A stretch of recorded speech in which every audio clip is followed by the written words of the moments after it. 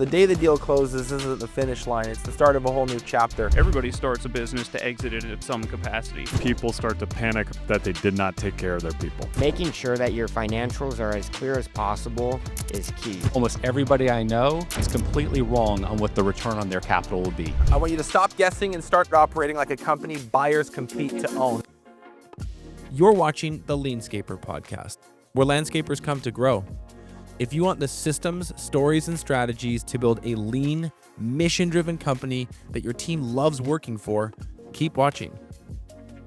Today's talk is about what I think has become a very emergent conversation in landscaping, but the blue-collar economy as a whole, which is this really interesting intersection of technology, as we talked about today, M&A activity and private equity and roll-ups and that strategy, and some incredible founder stories where a humble landscaper is achieving a pretty incredible exit at the end of a 10-year push or a 20-year push. And I think to have this conversation, the best way to do that is to have literally a conversation with some of the most intelligent experts in this space. So we've selected these people for a very specific reason, to have a broad and divergent set of perspectives on this conversation. And so my promise to you, I wrote a few things down. In this panel, what I'd like for you guys to learn is why technology is rapidly redefining service businesses, how modern merger and acquisition and private equity strategies are reshaping exits, what real founder journeys reveal about scaling and timing a deal.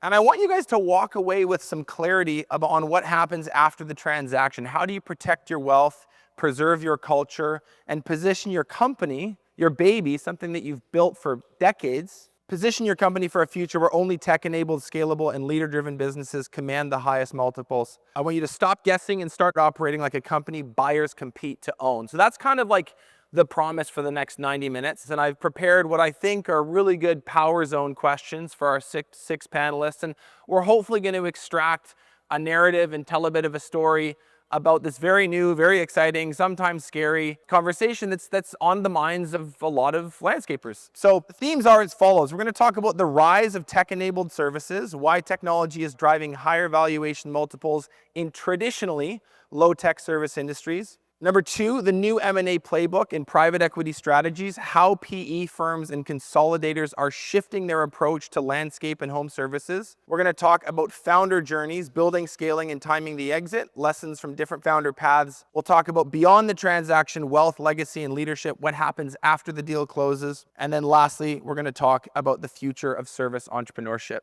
You guys ready? Yeah. Okay, let's do it. Welcome, guys. Thank you for doing this. Jonathan, we'll start with you. Service Autopilot transformed service businesses with SaaS. Looking back over the last decade plus, do you have a perspective on what specific technology leap most clearly shifted service companies from being local contractors, highly fragmented, to actually scalable enterprises? From a Service Autopilot perspective, when we got in the business, we launched it in 2010. The market was predominantly software products for commercial. That's where transactions were happening in commercial. They were design build type solutions, or they were little bitty small solutions like a jobber type solution, which has very much evolved, but small solutions. So what we were betting on and what I think we brought to the market and how this market had evolved and is continuing to evolve is we were trying to solve for companies that had tremendous numbers of transactions. So as an example, in my company, we'll do 1,000 to 2,000 jobs a day. And so if you think about what software looked like back then versus today, we were solving for tons of to-dos, the ability to do tons of scheduling on a per-day basis, managing tons of people, automatically billing that work, and then ultimately automating that type of work. And that was one of the big shifts. We, of course, capitalized on the move to mobile, to SaaS. We capitalized on all these other opportunities, but that's what we were trying to do is for the smaller company, enable them to actually grow a company that could manage thousands of clients and thousands of transactions. And that didn't really exist in the market before. Beautiful. Thank you. Jeff, I think we'll go to you next. At KeyServe, you guys have standardized Service Autopilot across acquisitions. How has embedding a single software spine, I think that's a good visual for it, created visibility that directly adds enterprise value? And more importantly, for our audience listening, how should entrepreneurs who want to create an enterprise of value think about and design their own tech stack? Yeah, I mean, from our perspective, we like really well-run companies that actually aren't using any software. And the reason is there's a lot of upside left, right? There's a lot of scraps for us to drive gross margin.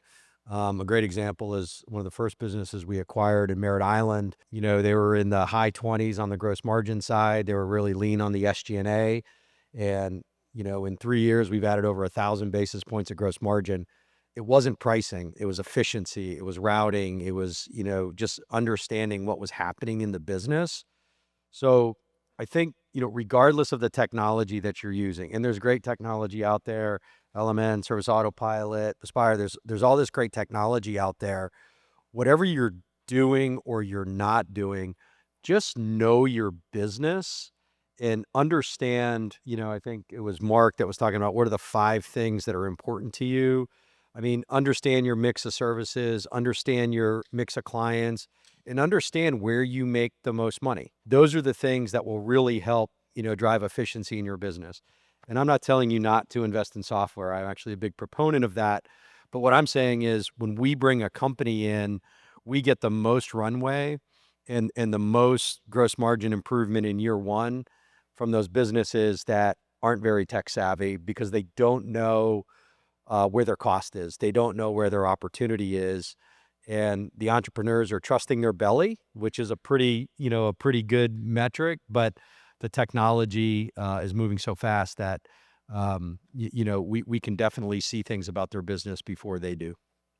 Can I pick up on something that you're saying? Like you say, we add software, it creates efficiency, creates scalability, but I feel like we're skipping past maybe some more concrete examples. Like, can you think of in the last few years an acquisition that you guys have made where a solid implementation plan, getting them onto your guys' tech stack, you know, it's like, hey, we did this, it solved X problem, drove Y result, and for us as an investor, this is what it did for our portfolio, or this is what it did for this business and its operating margin. Can you just give a more concrete example?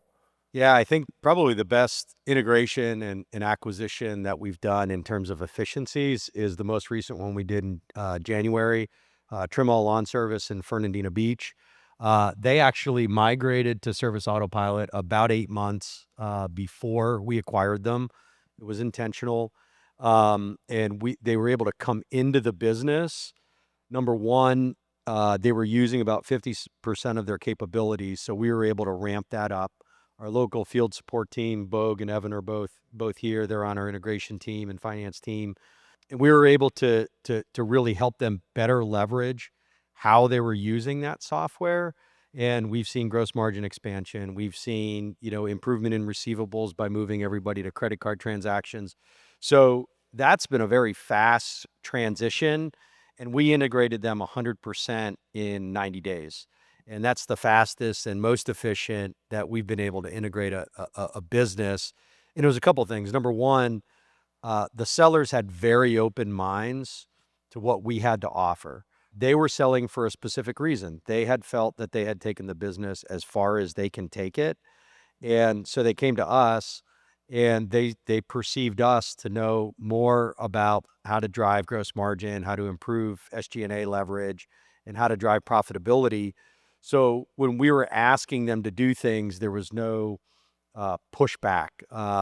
They engaged with us quickly. They asked great questions, and you know, you don't force the technology on them. Sometimes, you know, they come back and they say, "Well, why are you doing this?" And you're like, "You know, that's a really good question. Why are we doing this?" And then we'll go back and try to figure out, you know, are we doing it right, or do they have a better perspective on it? So, I think a lot of times the best deals, and I've done about 26 acquisitions. I haven't totaled up the revenue like you have, Mark. I should probably do that. But the best acquisitions and the best integrations start with the open-mindedness of the seller and how willing they are to really engage with the buyer in change. And then, you know, how is the buyer open-minded to how they run their business? Every time we acquire a business, I think of it as watching the game film. we spend time understanding, why they're a successful company. And if they're doing it better than we are, we figure out how to take what they do and bring it in our business. Awesome. Thank you. Austin, we'll go to you on this one. As a young founder, what is one piece of technology that you guys adopted early at Lucky that gave you a huge amount of leverage against older, let's say more stuck in the past competitors? Yeah, I think one of the biggest changes I think in our business was probably about 7 years ago. I'd say we got onto LMN, and coming from a software prior that you just made a quote and you put in your unit price, and it's like, well, how did you get to that number? And I think truly understanding how our overhead was made up, allocating for equipment, materials, etc., were really important. And I think when you're just getting started in business, you're chasing revenue. And when we were just trying to get into the commercial market, and oftentimes I think it was, hey, what's your budget? Okay, I think we can do it for that, but can we really do it for that? And that's when, once we really built our budget, it was probably in October, I would say. And come January, we gave everybody increases, and we probably lost, I would say, 30 or 40% of our maintenance revenue, but the bottom line increased. So what did it really matter losing top line?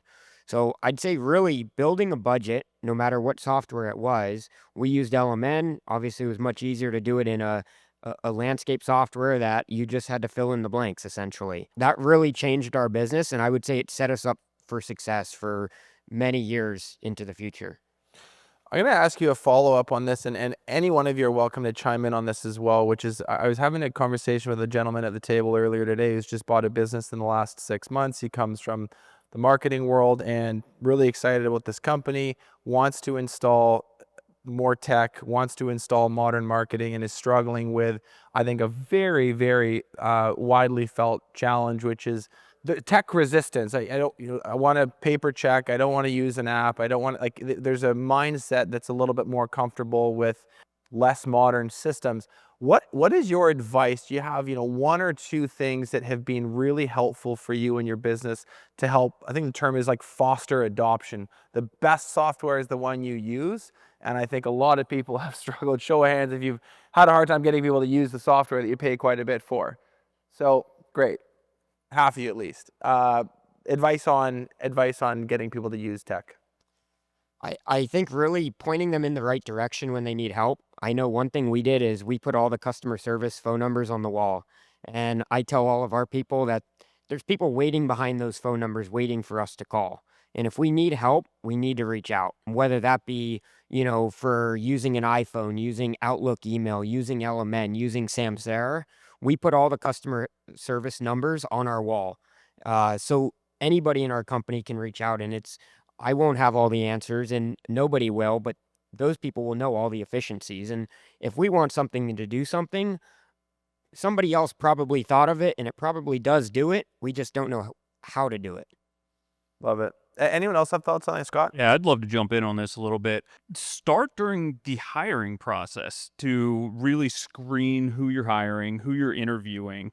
Understand that your onboarding process begins even before the interview. Have people fill out electronic applications.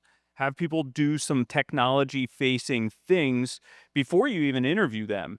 It will screen out so many people that won't be able to adopt this stuff, and at the same time attract the right people who will be able to adopt it or who already know it. Now, I'm not talking anything crazy either. Create a simple Google form and email it to people. That's good enough because people can fill out a Google form, figure out how to utilize the different fields in that.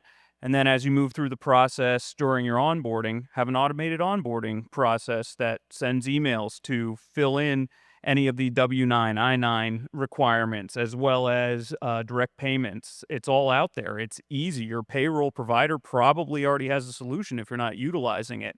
But get the technology in their hands early, before day one, and it makes a huge difference. It's really well said. We'll do one more question on this theme, and then we're going to move to the next one. Nick, from a wealth advisor's perspective, Why are investors attaching such a premium to service businesses that successfully integrate SaaS? What's the logic from an investment thesis standpoint? I think it's probably best to kind of level set what drives valuation in the first place. So, typically when you think about valuation, you think about a business's cash flows into the future and what multiple you're going to apply to the current cash flow in order to value that enterprise. And we're not talking about sales or sales multiples. We're typically talking about EBITDA multiples. Okay. And so the EBITDA multiple that gets applied to your business is typically driven by a few factors. It's driven by the growth that cash flow is likely to experience. It's driven by the risk on whether or not that cash flow is going to be consistent and consistently growing. And so it really speaks to the sustainability of those cash flows. And even the cyclicality of those cash flows can have, a big impact on the multiple that someone's willing to pay for it. So when you think about when software came into this industry, it really unlocked, in my opinion, the scalability of these business models. So instead of, a mom and pop business using a pen and pad, you now had a software system where you could scale the business across your region or even, nationally. So then once that scalability became unlocked, then investors could focus more on other positive attributes of the business, such as, the recurring revenue nature, particularly on the maintenance side, the recession resistant feature of the business model as well. And then, just the overall margin profile and returns on capital that, are oftentimes quite good now that the scalability has been unlocked. So I think the software as a service business model certainly changed the trajectory of how people think about the valuation of these businesses. And frankly, when I first looked at, this industry, I thought, man, are these multiples that private equity is paying now? Is this just a function of quantitative easing and money printing and, elevated valuations across all asset prices? But I think actually technology is really what unlocked it. And potentially, AI is the next iteration of that. Thank you. I think we'll move on to our second theme here just for time, and I'll set it up this way. It's the new M&A playbooks and private equity strategies. So I just wrote something to sort of set context around this section. M&A in services used to mean a big company buying up smaller ones, stripping out costs, centralizing control. Today, private equity firms, some, and consolidators are rewriting that playbook, focusing on partnerships, culture, and recurring revenue. The question isn't just what's your top line anymore. It's does your business have the systems, people, and mix of revenue streams to make it scalable? So let's talk about how those strategies are changing. And I think, Jeff, you're probably a good one to start with on this. You guys have built KeyServe as a roll-up platform. How are M&A strategies in services changing from what I just mentioned, that buy and roll up towards a more nuanced, a more partnership-driven model? Can you just expand on that? Yeah, there's a mix of what's happening out of the market out there. And I've heard, Mark and others, talk about some of the bad aspects of private equity. I would echo some of that. There's also a lot of good out there. Right now, if you're a commercial, recurring service landscape business and you have, $2+ million of EBITDA, the multiples are really high to the point that we don't even want to compete at that because the economics of how you make sense of that on an exit get a little bit harder. There's not a lot of room for error in that situation. So we're seeing platforms trade. So big platforms are trading for really high multiples, and that's driven up kind of the secondary multiples on the $1.5, $2, $3 million EBITDA businesses. And there's a lot of people scratching their heads. I get a lot of calls from private equity. Hey, are you guys ready to sell? Are you guys ready to sell? And it's no, because they're almost coming down market from some of the large platform businesses that have changed because the multiples are so high. They're like, how can I pay 14 or 15 times for a $10 million EBITDA business? I'm going to grow it to, I'm going to double the EBITDA maybe or triple the EBITDA, am I going to get, 14 or 15 times on that exit, or am I going to get 12? And I think, the thought is the bigger the companies, and you may be able to echo this, the larger companies get, sometimes the multiples will actually come down because it limits the pool of buyers, right? So at KeyServe, we've taken the approach that we're only going to buy good companies. We're going to be risk adverse on the companies that we do buy. They need to be a really good fit. And we've kicked off our organic growth strategy in the last 12 months to really drive that organic growth. We're going to begin making investments in greenfields, following our customers, following where our markets are taking us. And I think we're seeing some of the other larger M&A platforms, think about some of the multiples they're paying and saying, is this sustainable? And I think that's the $1 million question. Is it sustainable? From my perspective, it's a little bit scary. But there's a lot of smart guys out there that are putting this money to work. And I think we're going to see how it plays out over the next 3 to 5 years. Mark, being as plugged into the tech world as you are, having just merged two major SaaS players, this feels like a good question for you. What technology shifts today feel as transformative for service businesses as mobile apps or CRMs were 10 to 15 years ago? I mean, we've been talking about today, AI is obviously a transformative technology that's coming to, service industry businesses in lots of different ways, some more simple, some more complex. But I think it has the ability to be highly disruptive in a good way, not a bad way. I do think it has the ability to highly optimize human potential in terms of like getting humans to focus in on the things that they're really great at versus the stuff that bogs people down. I don't think that AI is coming for everybody's jobs, but I do think it does have the potential to drive efficiencies, to drive multiples up, because of everything that's been said so far is if you can get your EBITDA up, you can do that in a scalable way, and growth is still there, obviously multiples increase. I do want to say a couple of things to some of the previous topics that I think is really important to understand. Multiples go up when there's a lot of cash being distributed. It's just economics. When there's more cash going out, multiples go up because supply of assets are going down, right? And that's what's happened. There was a ton of cash that came into private equity over a 7-year stretch when multiples were out of control. Multiples got out of control in several different industries, mine included, during COVID. And then they had to seek to diversify where they deploy that cash. Because a private equity's business, their only business, is to deploy capital. They can't sit on it. It's actually mandated by their funds. And not every private equity company acts the same, but for the most part, they are cash managers. That's it. They take the cash that their limited partners give them, and they have to put it to work, because if they don't put it to work, they don't make any money. It's just economics, right? It's the only way that they make money on their business, right? And so when the cash starts to pile up, they've got to deploy more, multiples go up.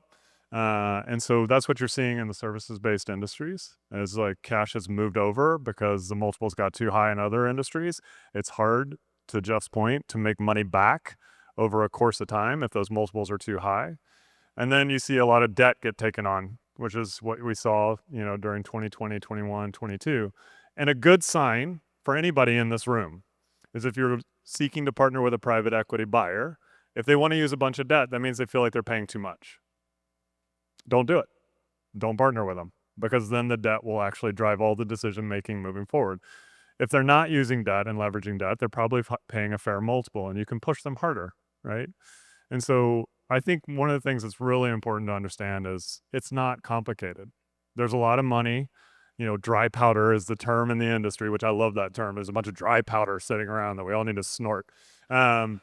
And so I think about that a lot, and it makes me giggle because all these guys are like Harvard and Yale, and I'm like, I just think of them snorting a bunch of cocaine and trying.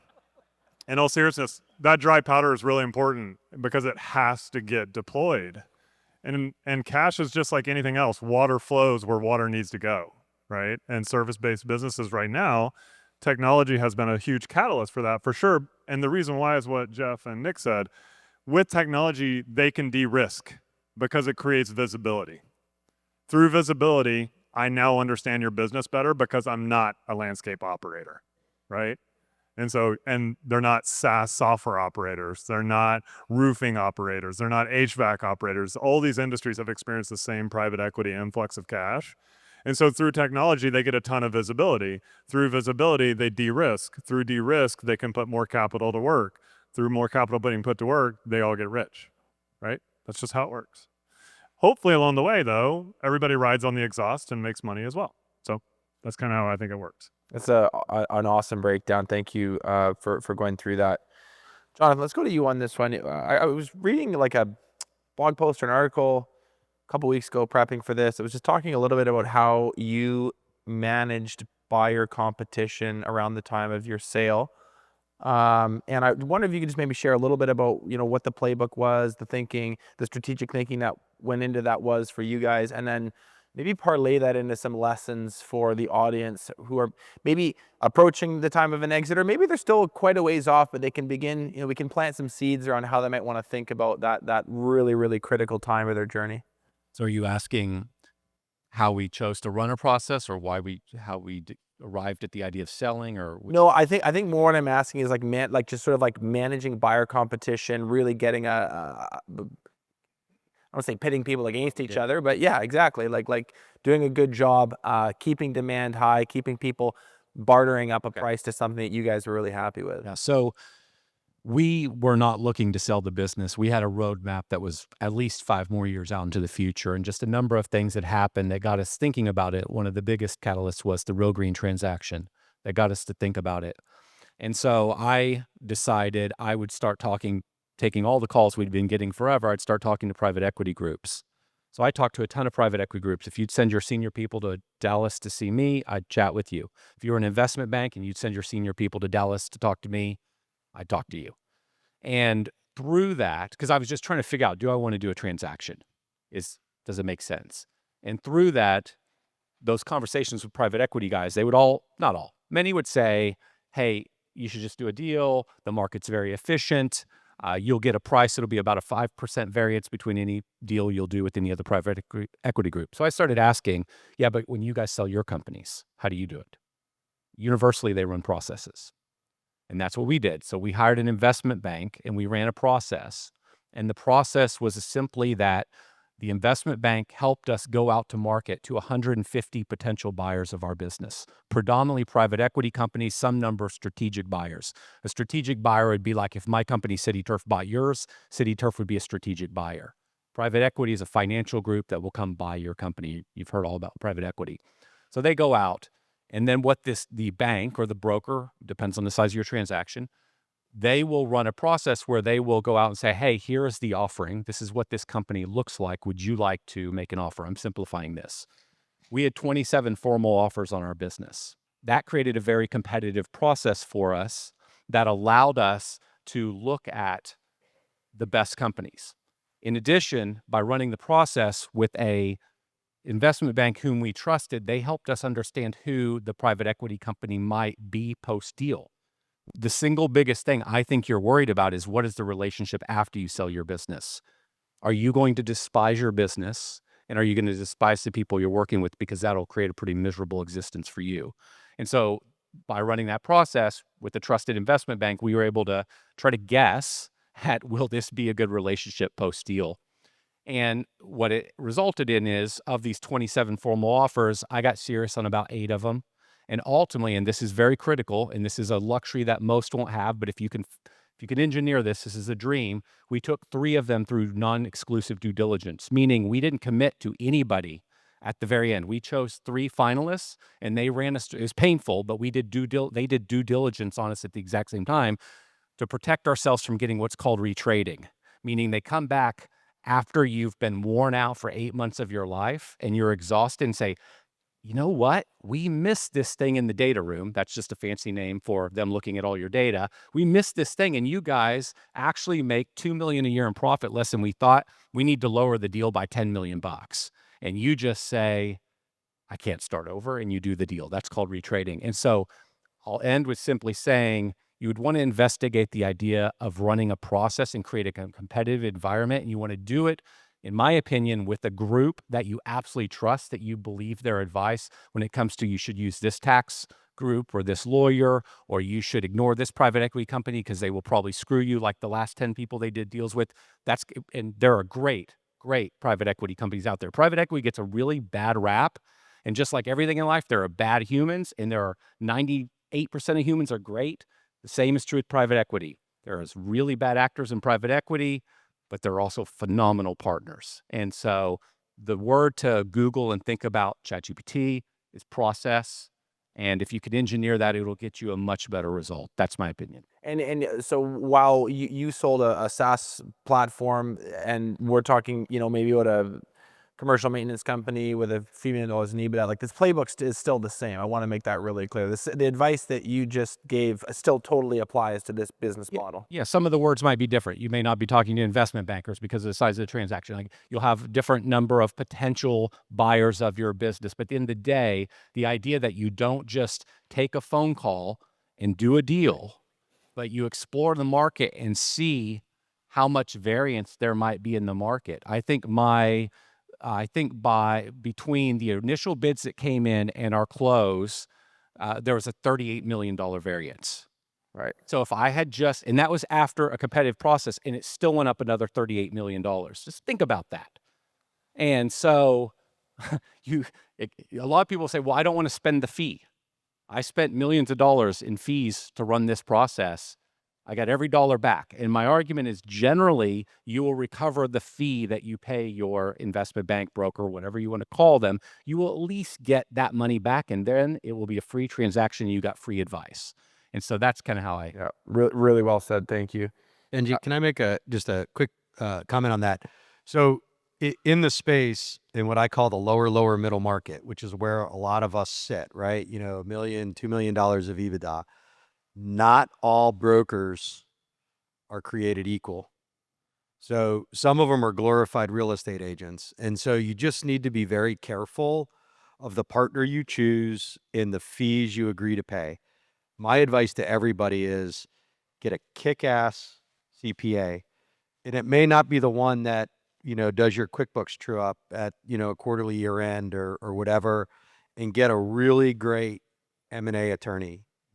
Don't get the guy who, did your estate, and he does a little bit of injury law. Like, just don't spend the money and get two really good partners. And those guys may be able to point you in the direction of, if you want to run a formal process, can point you in the direction of somebody that's actually going to run a process. It's been my experience 50-50 that some brokers actually devalue a business because they don't do the work on the front end to make sure that the EBITDA that they're presenting is actually accurate.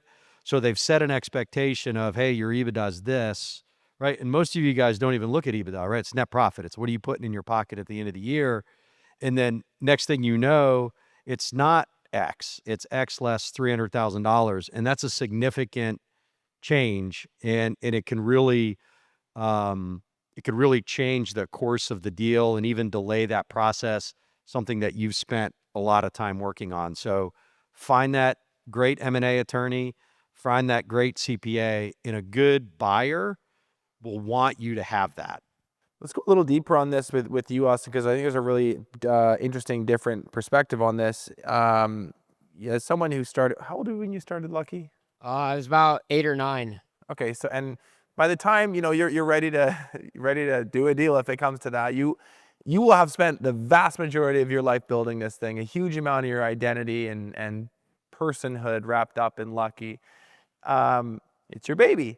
What have you begun thinking about what you would need to see in a buyer's business philosophy, their style, their values, all their mindset, their experience, all that stuff before considering an acquisition offer seriously? What would really matter to you as a seller when you think about handing your baby off to someone?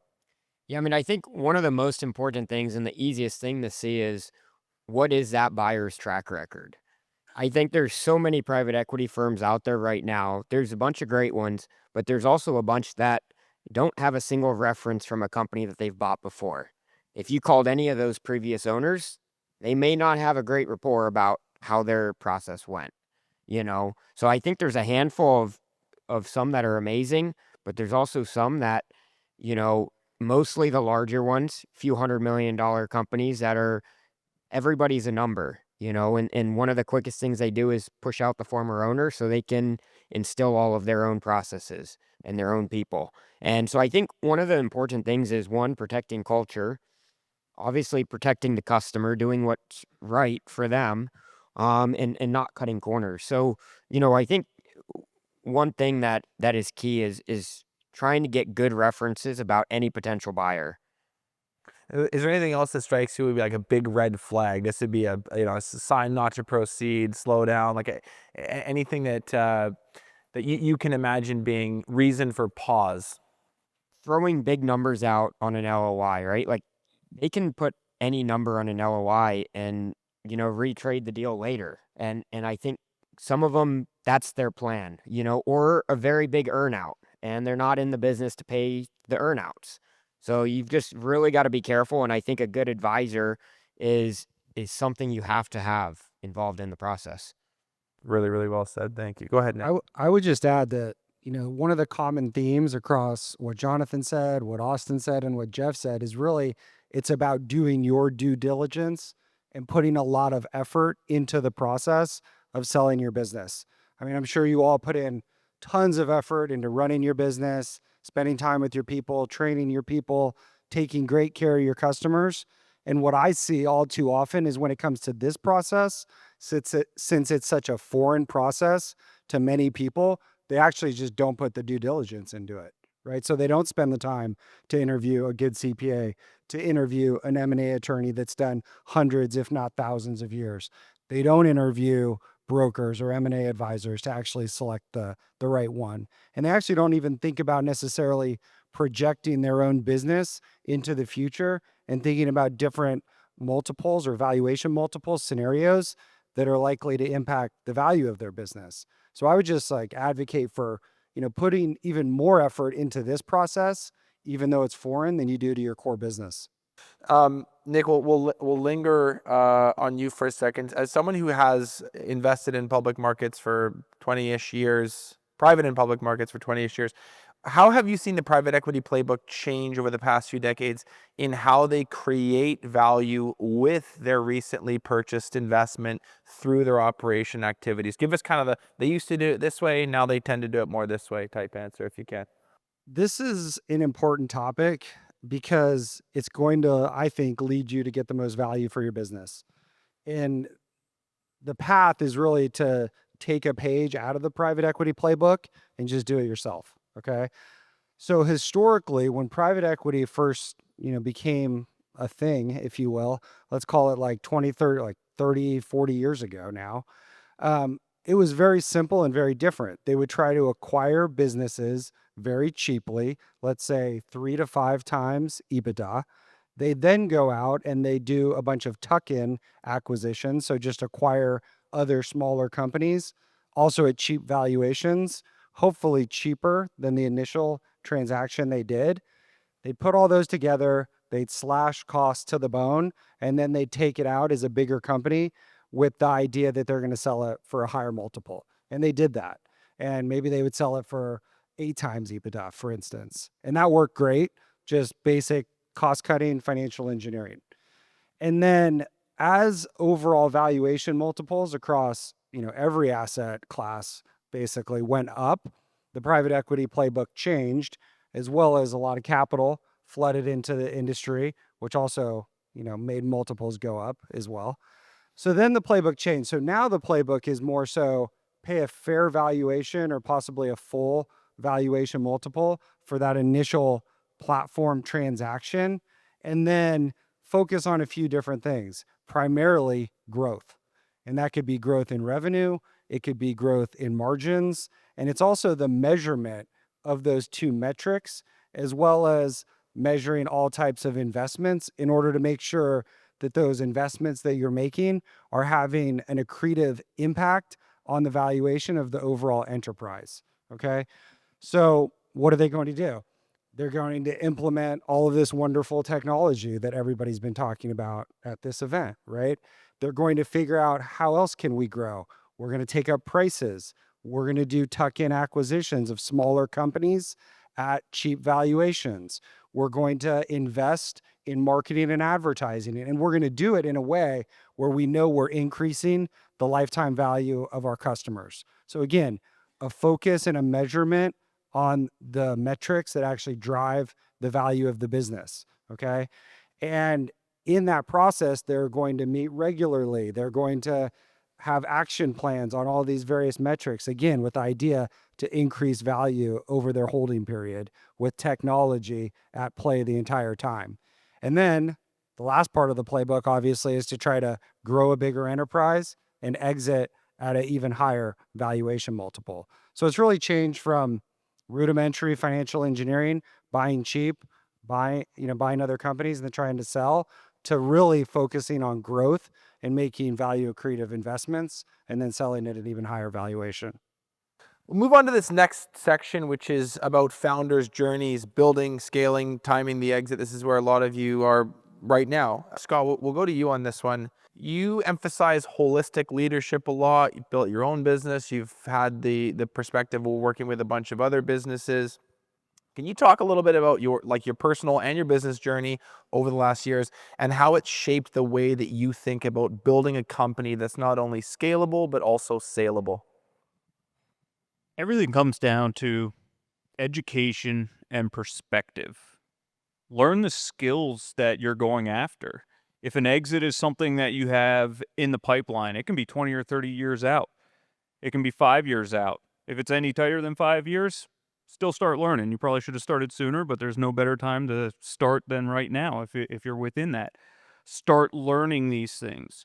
If you're looking at a private equity exit, if you're looking at a employee buyout, what are the differences there? Do you know what a platform company is versus an add-on company? Do you want to be a platform? Do you want to be an add-on? How do you want to do this? Getting all of these pieces in place is absolutely paramount. And from the holistic leadership side, this education allows you to lead your team this way. This allows you to build the training, the communications. It really comes down to a language. When you are building a culture and when you're building teams, you're communicating with them in a specific language that is not only understood by everybody, but it also drives the mission and the vision that you're carrying out. It carries your values. All of these pieces layer together. We often look at mission and vision and values as an operational basis. What are we going to do to get the work done? But it's so much deeper than that, especially on this topic. What are we talking about with each other, and how are we talking about that? Answering these questions and figuring out your narrative to that changes the culture, changes the communication, and elevates your entire team. If your core leadership team understands that a goal one day is to exit, which they should, everybody starts a business to exit it at some capacity. That might evolve, that might change, but you should be communicating with your leadership team about what that exit could look like. What that'll do is you might have somebody stand up and say, hey, I want to own this. I want to buy this from you. What do we have to do? Or it might evolve into something much deeper. Well, how big can we get? At one point in time, I wanted to grow to a $3 million business.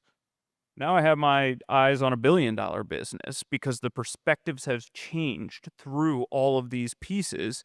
And it wasn't me that came up with this perspective change solely. It was communicating with the team. It was putting a lot of these leadership practices in place and being the servant leader that our organization needed to allow them to lead me and challenge me on my decisions and what I was seeing for the future of the company. And for them to say, hey, we like working with you. We like working as a team. We've achieved some amazing things. Let's keep going. What more can we do? Mark, I'd love to go to you on this next one. You have stepped into what was a founder-led organization, or you've stepped into founder-led organizations, plural, as a new CEO. What is your take on honoring the entrepreneurial journey while pushing for investor level scale, and what can our landscapers learn from that approach? Yeah, it's not easy. I mean, obviously, filling the shoes for Mark Bradley is, despite the fact that my name is Mark, it didn't really help very much. But the entrepreneurial journey is really powerful. I think the good news is, in my case, Benji, is I was one, right? And so the first thing that you have to do in order to drive value is, some of the things we talked about earlier, know thyself. What are you good at? What are you great at? What is your capacity? The second biggest thing is go learn and talk to the industry that you're serving to be able to accelerate the initiatives that you said you could. It's really easy to hear. It was very easy for me to understand exactly what was happening in the landscape industry as I was consuming it through going to events that, Element was hosting, the mastermind events, listening to presentations, watching copious amounts of videos on YouTube that Mark had put out over the years. And so I really tried to deeply understand, and it's not any different than what everybody on this, panel is talking about, is learn. Like, go figure out and understand exactly what private equity is looking for. And in this particular case, learn what made LMN so successful and what has made LMN so successful. And I really hope somebody recorded Austin Roth earlier when he said LMN was like the best thing he'd ever done. I want to make sure that everybody heard that. And also, I do want to give Austin a big round of applause. He said he's run Lucky since 8, and now it's like a multi-million-dollar business. Like, Thank you. Thank you. that is pretty incredible to me. But Get free LMN now, Austin. Yeah, exactly. Yeah. You give him like 10 cards at this point. Like, here. If you need me to negotiate with Mark for you. Yeah, exactly. Right. Good Lord. Like, why are we piling up on me now? But to answer your question, Benji, and get us back on track, sorry, is learn the industry. Private equity, to Nick's point, they want to grow, right? Like, when they invest in a business and they pay a lot of money, and I do think you should take a page out of the Mark Bradley book of negotiation. This is the number. There was no negotiation. And hit that number is you've got to figure out a way to make that worth the investment. That's how private equity is thinking about it.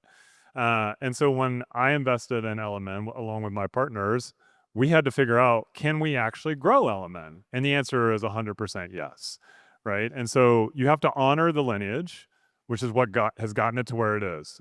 Founders are very special people. If you're a founder in this room, you're a very special human. There's only like 1% of the world that does what you do, right? You had a vision, you had a thought, you had the willingness to go knock on the first door. That is not easy. It's hard. And then you had to figure out how to do every single job in the company. Not easy. That's hard, right? And so you can learn a lot from founders. And eventually founders figure out that time, that friction point where I was like, hey, maybe this has outgrown me. Maybe this isn't as interesting to me. But that doesn't mean all the work that has been put in place to establish your brand and your company and what makes you great goes away. In fact, it's what your value is. And so for someone like me to come in and take over for a founder, I have to believe that I can take that greatness and take it to the next level. And at LMN, we definitely believe that, for sure. Otherwise, we wouldn't have made the investment that we made. But I think it's two-pronged. You have to honor the past and understand why it was so successful to begin with. And you have to identify in the industry that you're serving, what are the opportunities, and you have to maximize those opportunities. And that's the part that we're trying to get busy to do. Austin, we'll go to you on the next one. You've scaled to multi-millions. I'm not even sure how big your business is. It's big now, and it gets bigger every time I see you. In your early 20s. What is your philosophy on balancing short-term growth ambitions with more long-term exit readiness? Where do you find that those two desired outcomes really complement each other? Where do they kind of compete with each other? I think as you grow a business, and obviously you're always going to exit it.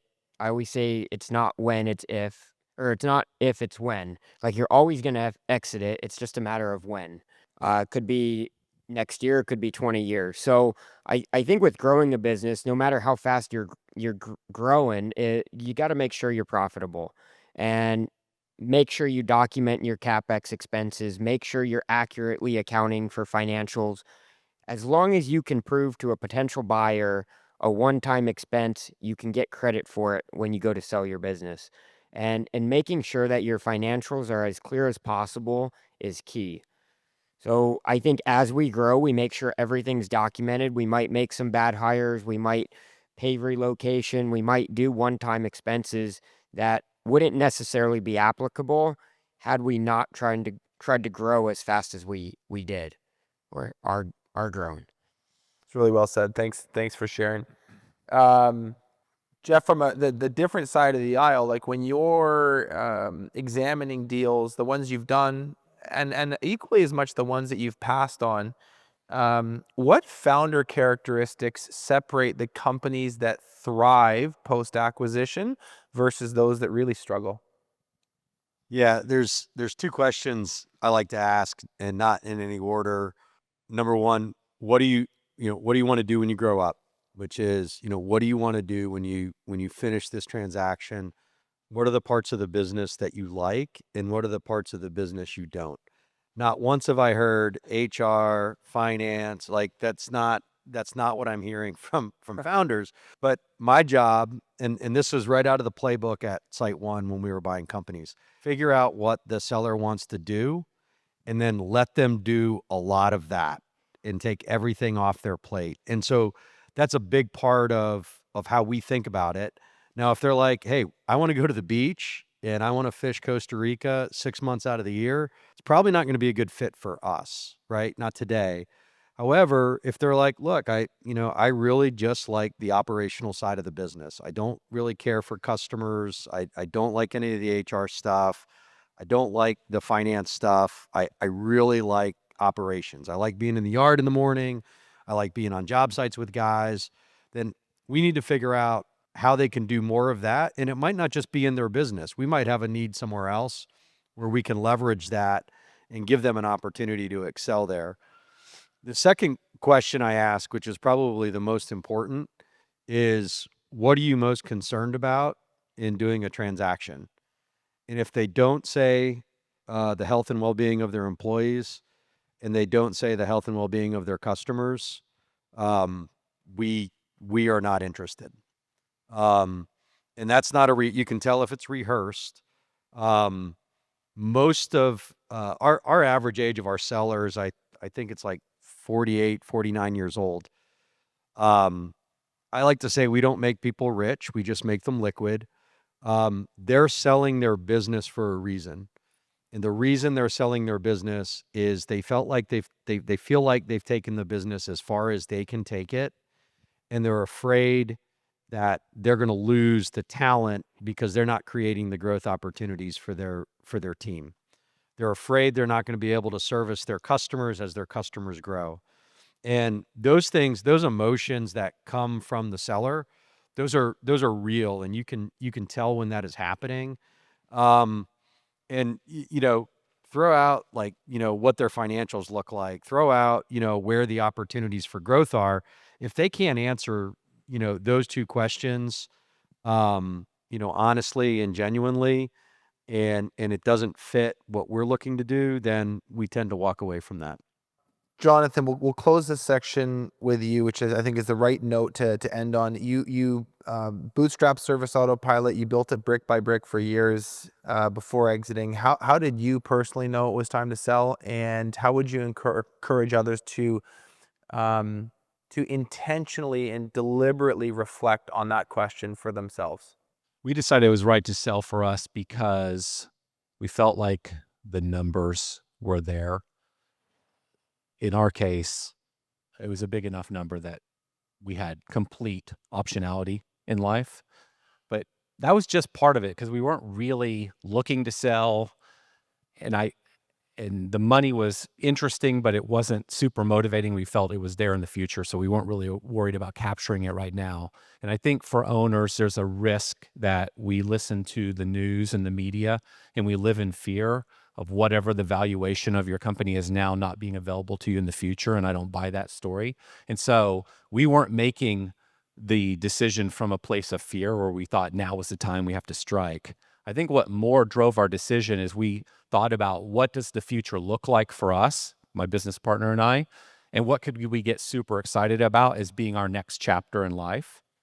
And so based on my experience, I would say to you, You want to be kind of clear on what's next. And even if you're taking a ton of money off the table where potentially you didn't have to work again, I would argue that most of us, most of you are not wired to be that person. You're not wired to be done. And there's going to be something else. And so my journey was, and probably your journey would be, getting really clear on what is the next thing. Because if you don't have an idea of what might be next, then why are you walking away from your single best asset at this exact moment versus continuing to grow it? Or maybe, as has been said, maybe you don't think you can take it further, and maybe there's something else you would rather be doing, and that's perfectly fine. But for us, it was getting comfortable. And what we thought we were going to do was build another service autopilot and get right everything we got wrong. And so we were super excited about this idea. It's like, we'll just do this thing again. We chose to go a different direction, and we're not going to do such a thing. But that was critical to us making that decision. Let's move on to theme 4. So I just titled this Beyond the Transaction, Wealth, Legacy, and Leadership. And I wrote another blurb to set this up. The day the deal closes isn't the finish line. It's the start of a whole new chapter. What happens to your employees, your culture, and your own identity once the business changes hands? How do you preserve wealth, protect your people, and transition gracefully from operator to legacy builder? So this is a theme I want to explore next. And Nick, I'll start with you, and I'm going to ask you 2 in a row.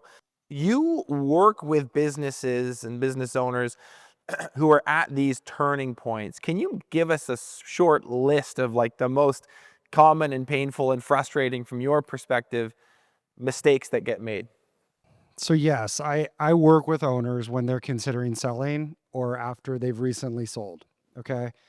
And that's a hard time, I would say, for most business owners, because you're going from a situation where you control nearly 100% of your net worth or perceived net worth to then getting a pile of money, and it's a completely different world with far less control, depending on how you manage it. Okay. You can imagine, like, I haven't mowed a lawn in 30 years. And so for me to go out and try to hire people, buy equipment, design a project, and execute it, it would be disaster, right? I see some mistakes along the way when people are going through this process. A lot of times, initially, there can be tax mistakes.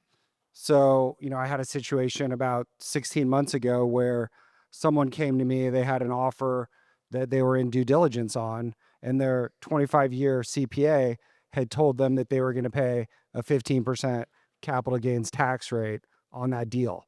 Okay. That was a $2 million mistake on that transaction.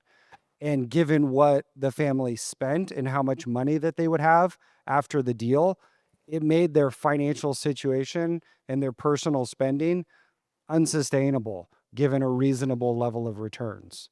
Okay. And so that's one mistake. You often see folks make incorrect assumptions in thinking about investments on that money after the sale. So they may say, hey, I have $10 million after I pay taxes. The US stock market has done 10% forever. So I'm going to make $1 million a year, and that's about what I spend. So I'm good. And it just doesn't, the math just doesn't work that way. When you consider taxes on the investments, when you consider the fact that those folks, once they get that $10 million check, they're not going to just put it in the stock market, right? And if they do, then what if the stock market goes down 20%, 2 months later, they pull everything and lose $2 million. Okay. And these are real cases. These things happen. So a lot of the mistakes I think are around incorrect assumptions. They're around thinking that they're going to manage the situation or the investments in a certain way, or they will just go and figure out another way to do what they know. So go buy real estate. Hey, I know real estate, that's tangible, and real estate has made a lot of people rich over the past 40 years. But oh, by the way, interest rates were 20% in 1980, and they went to 0 in 2021, which made a lot of people that owned real estate super rich. And that's not necessarily the case going forward. Those are, some examples of some mistakes that I see. Go ahead, Mark. So, along with those mistakes, those are like wealth preservation mistakes that are the ones that really bite you. Having done 9 transactions over the last 5 years, and also my own transaction where I built a company for 15 years and sold it and did it shoulder to shoulder with people that I really cared deeply about. It never fails. Before the transaction is happening, I've yet to not experience this. People start to panic that they did not take care of their people. The people that were with you the longest, the ones that were there from day one, they don't have equity in the business. They weren't right-sized in the business.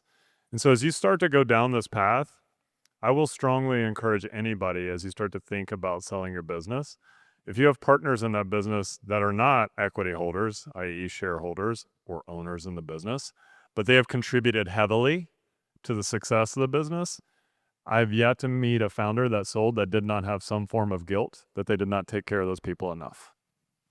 And I would really think about that when you're talking about a $10 million exit for you, whether or not you want some of that distributed, and think about it sooner rather than later. Because when you try and do it at the end, it gets very complicated. It gets very painful. A lot of conversations that you don't want to have in what should be a joyous moment turns into difficult conversations and not so joyous. And so that is one of the biggest mistakes, Benji, that I've seen over the years.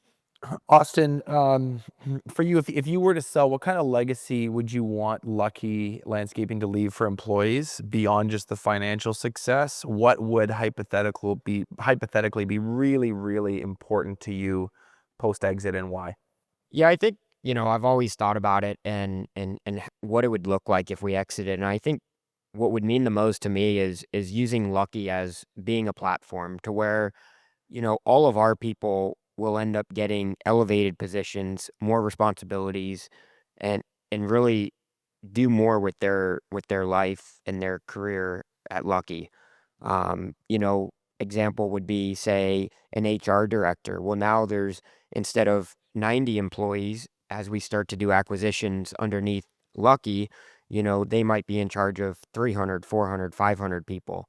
And I think every department would end up being the same. So an acquisition of us would ultimately, the idea would be to elevate everybody's job. Jonathan, I want to do one more on this theme. For you in your journey, like post-exit, what was the biggest and I'd say the hardest mindset shift from operator to strategic investor? And what kind of like mental, emotional, even spiritual journey do you think anyone thinking about selling needs to be prepared for? The two things that come to mind, the number one is you no longer own this business. And so the idea that you can be pissed off at the decisions that the new owner is making is not fair. They bought the business. They traded with you and gave you a fair amount of money for that business. You agreed to it. They have a different vision and they have a different objective for that business. And it will be very frustrating, most likely. Might be very frustrating for you because you see things a different way, or you think it should grow a different way, or you think the vision should be different. They might have bought the business with a different intent and different people that they have to satisfy investors. And so they might see different opportunities in the market, and they might choose to be more aggressive than you. And I think this is very difficult. I fortunately went into this saying to myself, I want to see if there's a different way to run businesses that I don't understand. And I want to have an opportunity to acquire some businesses. COVID messed all of that up because the valuations got so expensive, we didn't acquire anything.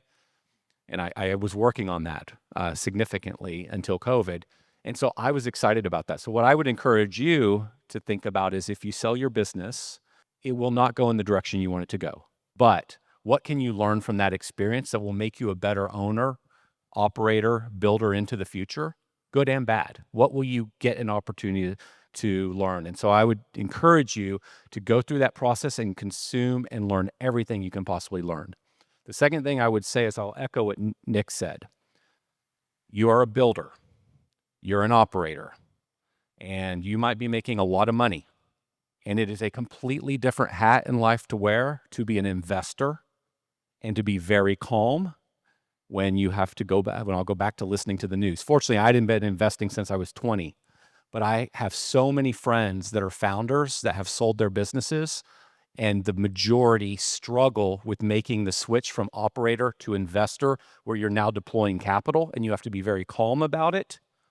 And again, to what Nick said, almost everybody I know is completely wrong on what the return on their capital will be for the reasons Nick said, including diversification. You will not put 100% of it into real estate or the stock market. And I think that's very, very difficult for founders.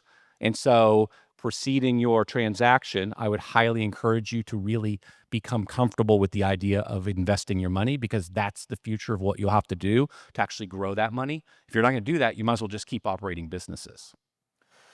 I want to bring this in for a landing with a few questions about the future of service entrepreneurship, looking forward at the next decade in service industries, obviously being shaped by AI, automation, consolidation, and a whole new generation of entrepreneurs, which I think I'm most excited about.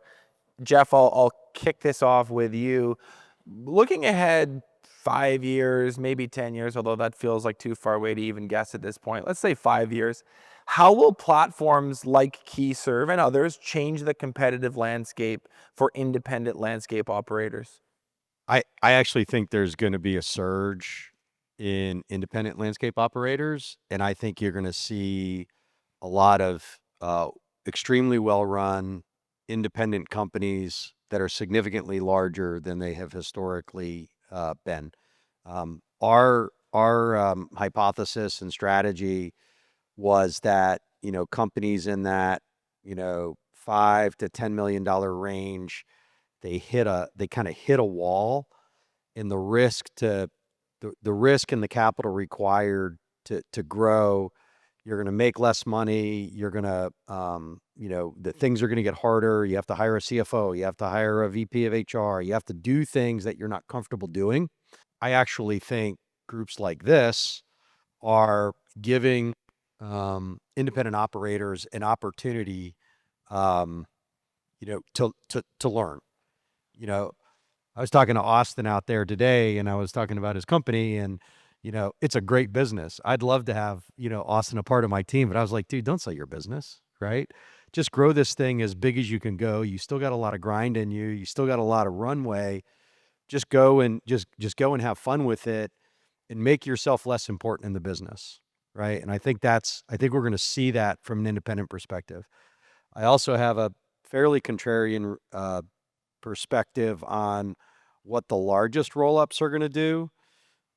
I think they're gonna have a harder time figuring out how to get a return on their invested capital as the companies get bigger and they get larger.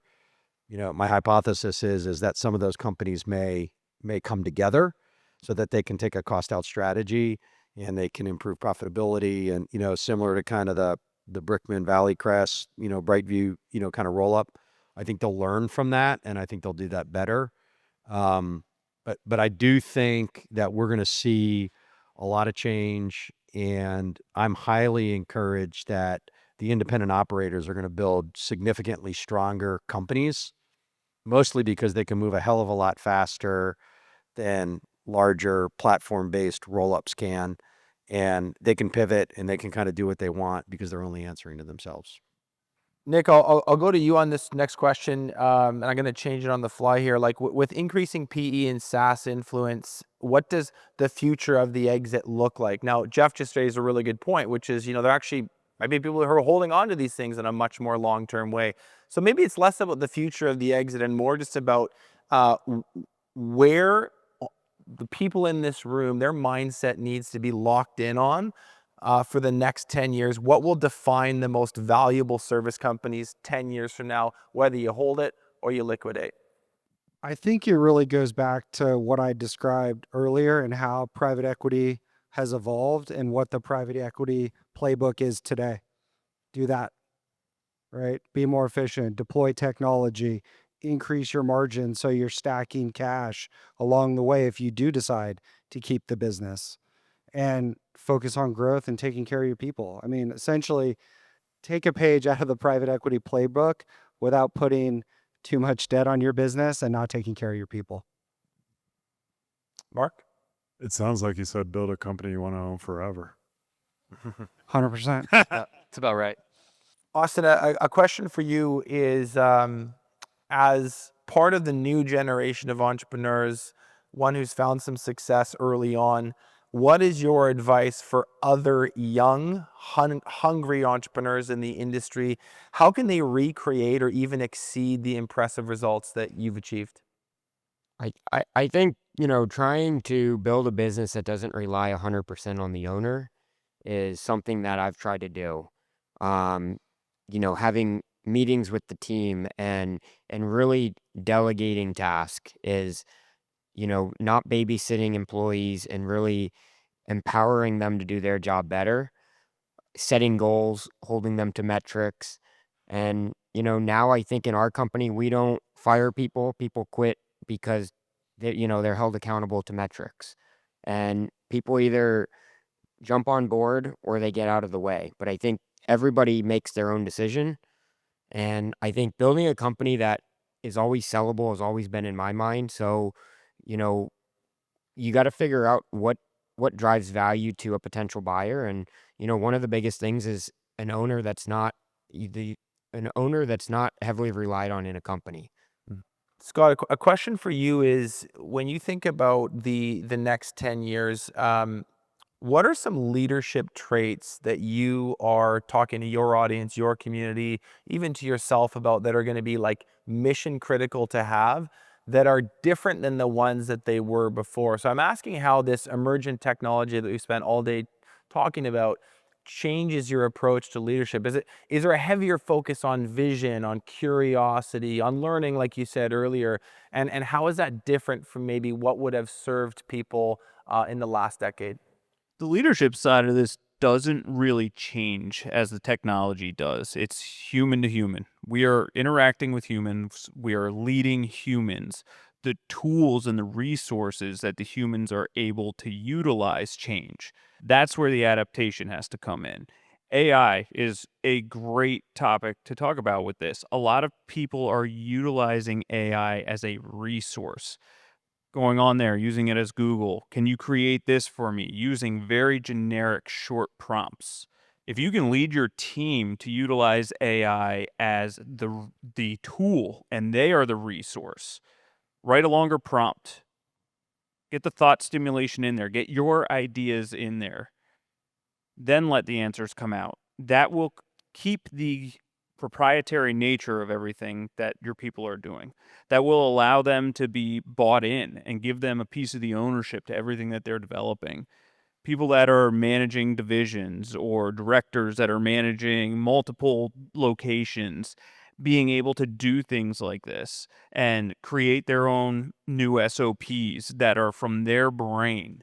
It's huge. It's always been huge. This is not changing anything about the leadership side of it, but the tools that are utilized and teaching how to utilize those tools even more and keep the creativity is going to mean everything through this transition. So you're saying that like the leadership principles are actually not going to change a ton. Like what worked then will work moving forward.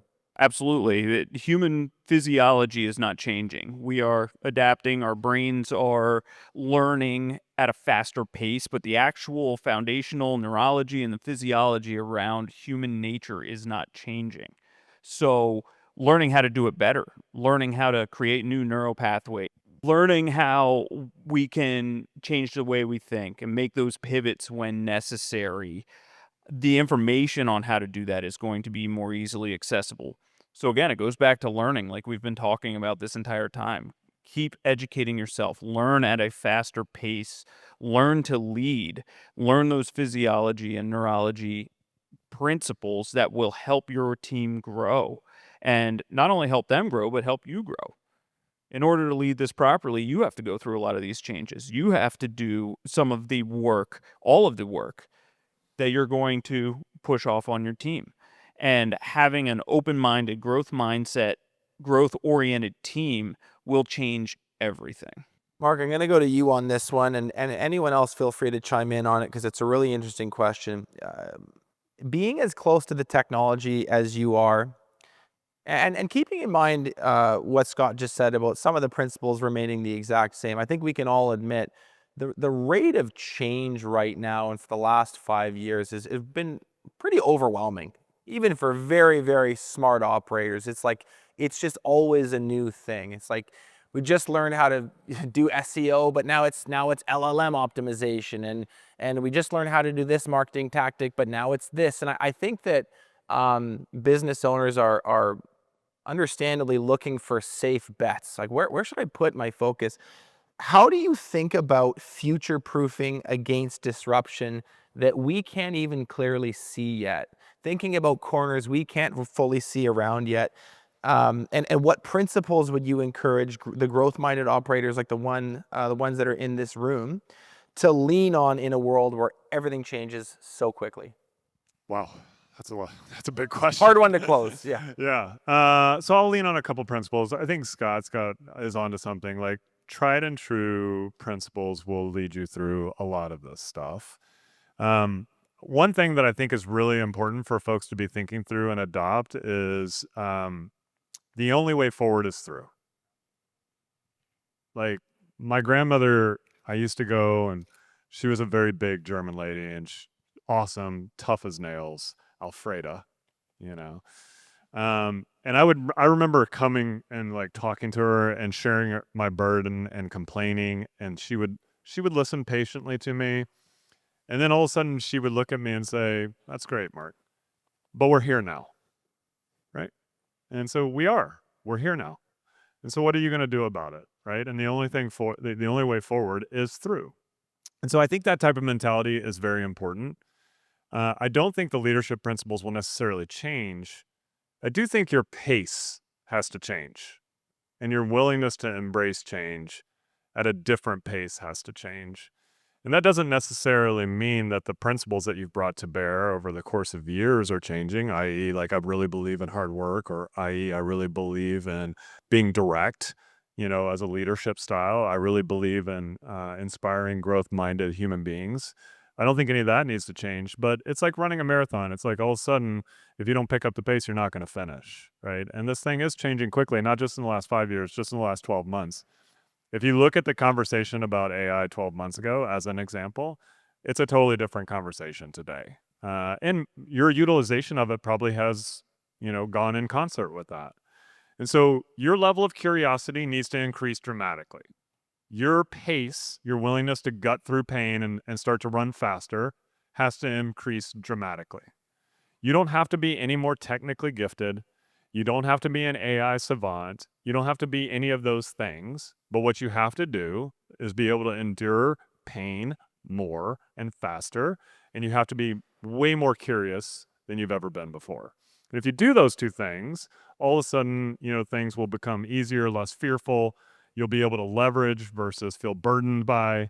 All those things that kind of come with new technologies and disruptions feel way less impactful. So I just think you need to do more of those two things in a pretty dramatic way. I think that's as good a place as any to wrap. Can we give a really, really solid round of applause for our amazing panelists? Thank you, guys.